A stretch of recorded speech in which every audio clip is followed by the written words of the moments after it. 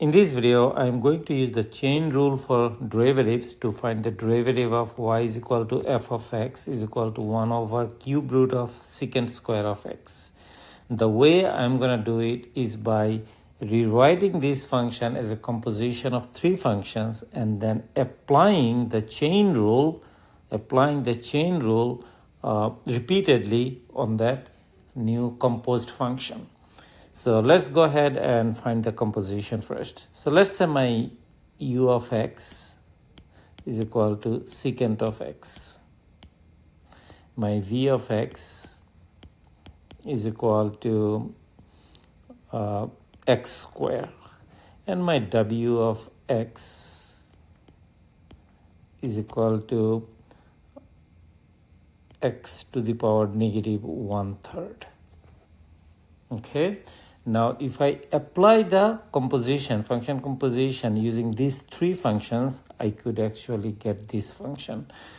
Just to refresh your memory, u composed with v of x, the definition of it is u of v of x. If u and v are two functions and you compose them, this is what you get, and this is the definition. So the way we are going to find it is this. So let's look at w composed with v composed with u of x. That is going to be w of v of u of x, 1 parenthesis, 2 closing parenthesis, 3 closing parenthesis. Okay, now we are going to work from inside. Okay, first insert u of x. So it's going to be w of v of u of x, but my u of x is secant of x. Next, I'm going to apply v to secant of x. What does v do to the input? It squares it. So it's going to be w of secant square of x. Now I'm going to apply w to secant square of x. What does w do to its input? It raises the power to negative 1/3. So this is going to raise the power to negative 1/3. So secant square of x raised to the power negative 1/3. Now this, by the way, is the same as this. Note that this is the same as 1 over secant square of x raised to the power 1/3. By definition, remember, a to the power negative m is equal to 1 over a to the power m. That's the definition for exponent with negative powers. Now this is going to be nothing but 1 over cube root of secant square of x, and that's exactly what I have right here. So this is my y is equal to f of x. Now what I'm going to do, I'm going to apply chain rule for derivatives repeatedly on this. So for convenience, I'm going to take this format of the function. So this function could be written as y is equal to f of x is equal to secant square of x raised to the power negative 1/3. The reason I used this version or this expression of the given function, because that's easier.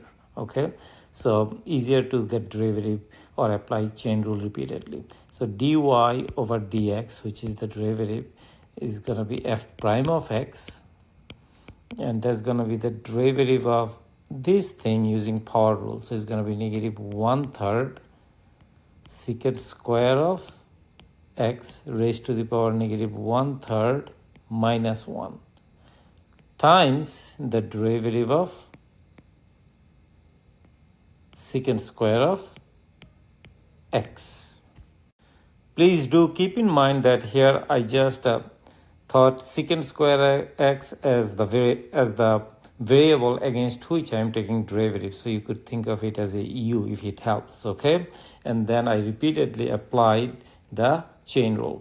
So here I use the power rule in the first step. then I'm going to use the power rule again, then I'm going to use the trig rule again. So let's go ahead and do that. Once I do that, I kind of get the following. So this expression, I just simplified it here. Negative 1/3 secant square, negative 4/3. Then the derivative of secant square of x using the power rule is going to be 2 secant of x. Then followed by the chain rule again is going to be a derivative of secant of x with respect to x. In the next line, which is this, I just take the first two terms and I put it here, okay? And then take the derivative of secant of x, which is just secant of x times tangent of x. Secant of x times secant of x is going to make it secant square of x, which I combine with this to get secant square of negative 1/3, and this 2 and negative 1/3 is going to be giving me negative 2/3, and then tangent of x. If I simplify it, finally this is what I get. So this is how you're going to apply chain rule repeatedly. I have created a function here, which is this, where I have it as a composition of three different functions, right? And then I applied the chain rule again and again and again. And you can keep doing it as many times as you want. So that's the power and beauty of chain rule. You can keep applying the chain rule again and again as many times as you need to until you get the desired derivative. I hope that this discussion was helpful. Thank you very much.